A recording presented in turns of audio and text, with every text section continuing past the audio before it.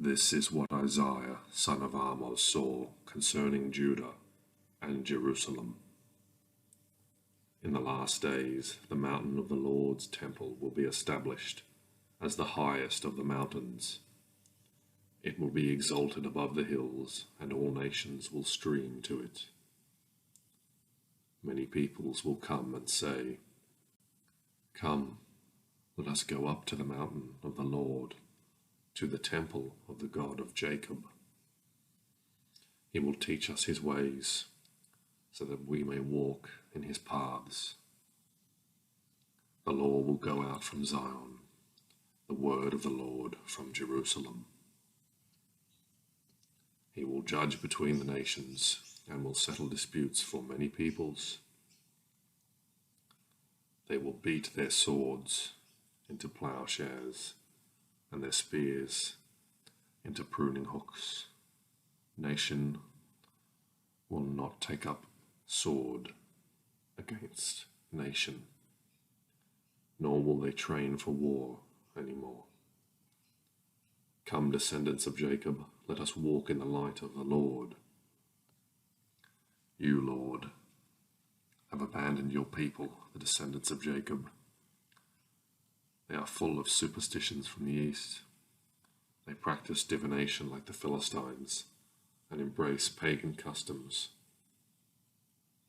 Their land is full of silver and gold. There is no end to their treasures. Their land is full of horses. There is no end to their chariots. Their land is full of idols. They bow down to the work of their hands, to what their fingers have made. So people will be brought low, and everyone humbled. Do not forgive them. Go into the rocks, hide in the ground from the fearful presence of the Lord and the splendor of his majesty. The eyes of the arrogant will be humbled, and human pride brought low. The Lord alone will be exalted in that day. The Lord Almighty has a day in store for all the proud and lofty, for all that is exalted, and they will be humbled. For all the cedars of Lebanon, tall and lofty, and all the oaks of Bashan, for all the towering mountains and all the high hills, for every lofty tower and every fortified wall, for every trading ship and every stately vessel. The arrogance of man will be brought low, and human pride humbled. The Lord alone will be exalted in that day. And the idols will totally disappear.